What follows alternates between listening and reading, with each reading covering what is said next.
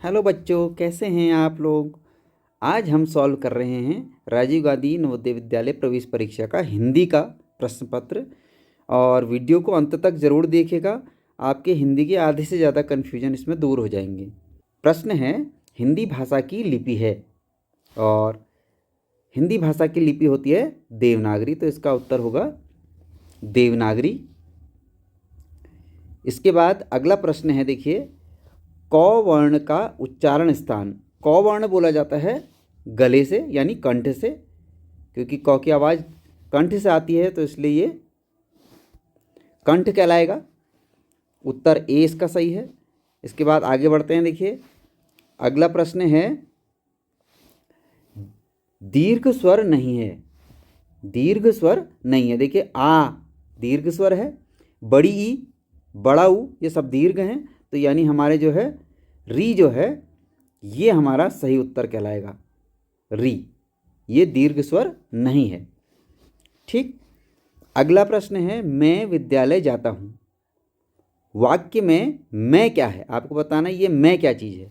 सबसे आगे जो आया है मैं, अब मैं किसकी जगह बोला जा रहा है, संज्ञा के स्थान पे बोला जा रहा है। मैं, यह, वह, इसका, उसका, तो ये कहलाते हैं सर्वनाम। तो हमारा सी उत्तर इसका सही होगा, ये आंसर है। इसके बाद आगे बढ़ते हैं। देखिए और क्या है, वर्णों के व्यवस्थित समूह को कहते हैं।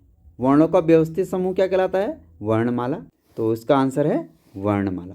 प्रश्न नंबर 6, किसी शब्द के बाद में जुड़ने वाले शब्दार्थ को कहते हैं।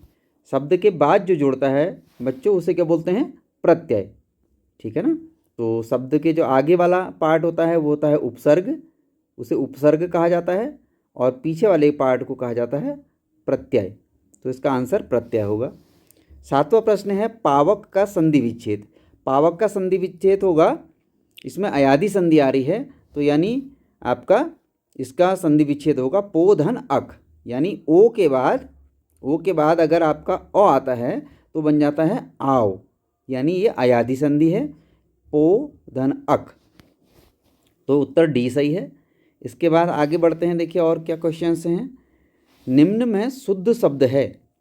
शुद्ध शब्द देखिए ज्योत्सना, अगर हम इसको सही से प्रोनाउंस करें तो ज्योत्सना, इसमें जौ आधा जौ आ रहा है, त और आधा स, हल्का सा आधा सौ की आवाज़ भी आ रही है, तो इसलिए आधा जौ आधा त और आधा सौ वाला हमारा ऑप्शन बन रहा है डी, जिसमें ज्योत्सना आधा जौ भी आया है, आधा तो भी आया है, आधा सौ भी आया है। ठीक, चलिए आगे बढ़ते हैं। इसके बाद है, कारण है पाप का लोभ। इस वाक्य का सही क्रम, तो इसको सही क्रम में अगर हम लिखते हैं तो हो जाएगा लोभ पाप का कारण है। आई थिंक बी इसका उत्तर सही लग रहा है, लोभ पाप का कारण है। पाप है लोभ का कारण, पहला गलत है, ये भी गलत है, ये भी गलत है और ये भी गलत है। ठीक है, चलिए आगे बढ़ते हैं और देखते हैं कि और कौन सा है। क्वेश्चन नंबर 10 है, अर्धविराम लिखा जाता है। अर्धविराम हमारा ये वाला ऑप्शन सी इसका सही है। ये विस्मयबोधक चिन्ह है, बी वाला जो है ये विस्मयबोधक है, और ये आपका पूर्ण विराम है, ये आपका प्रश्नवाचक चिन्ह है, तो यानी अर्धविराम आपका सी। चलिए आगे बढ़ते हैं और देखते हैं प्रश्न क्या है। चलिए क्वेश्चन नंबर 11 में देखिए, कनक कनक, ये तो सर्वविदित है, बहुत कॉमन क्वेश्चन है। कनक का अर्थ है सोना और कनक का अर्थ है धतूरा, तो यानी हमारा पहला वाला कनक सोना, दूसरा धतूरा। ठीक हो गया, सी उत्तर इसका सही है। क्वेश्चन नंबर 12, पेड़ से पत्ता गिरता है। ठीक हो गया, तो इसमें आपने सुना ही होगा, कर्ता ने कर्म को करण से संप्रदान के लिए अपादान से अलग होकर, तो यानी अपादान से जो है अलग होने के अर्थ में आता है अपादान। तो अपादान हमारा यह हो गया ए, ये वाला, जिसमें से अलग होकर आता है। से अलग होना, अलग होने का अर्थ है कि पेड़ से ऊपर पेड़ है और पेड़ से कौन अलग हो रहा है, पत्ता अलग हो रहा है।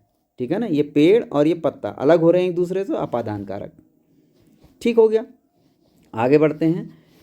इसके बाद है, देखिए क्या क्वेश्चन है, बहुब्रीहि समास का उदाहरण। देखिए बहुब्रीहि समास में क्या होता है कि किसी का नाम, यानी जैसे यहाँ पर आ रहा है ऑप्शन ए में आ रहा है। देखिए ऑप्शन ए में क्या आ रहा है, ऑप्शन ए में दशानन जो है किसका नाम है, ये रावण का नाम है।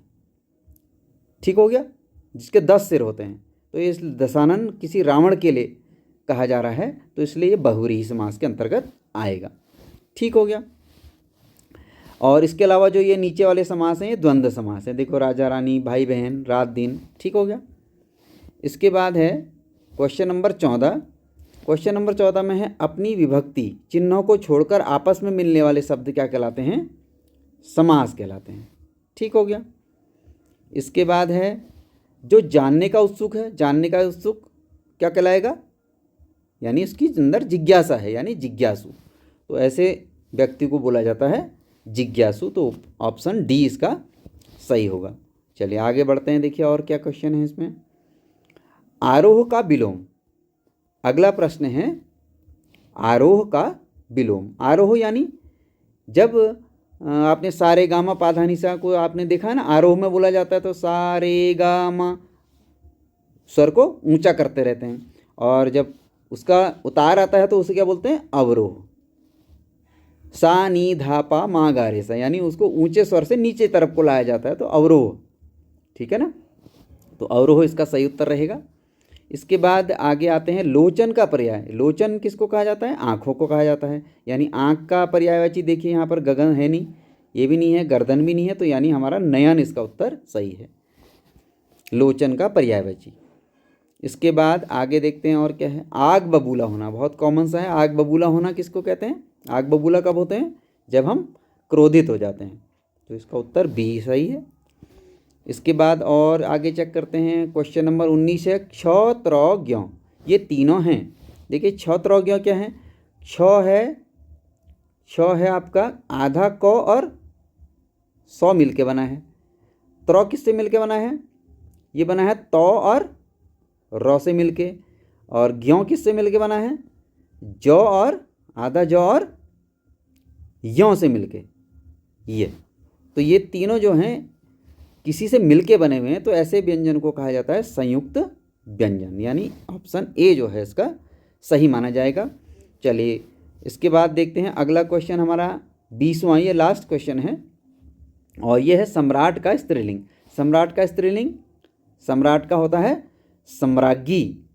तो सम्राज्ञी यानी बी जो है उत्तर सही है। इसको ध्यान देखिए, साम्राज्ञी नहीं होगा। कई बार बच्चे यहाँ पर गलती कर जाते हैं, ये गलत है। सम्राटनी गलत है और सम्राटी गलत है, तो इसका सही उत्तर होगा साम्राज्ञी।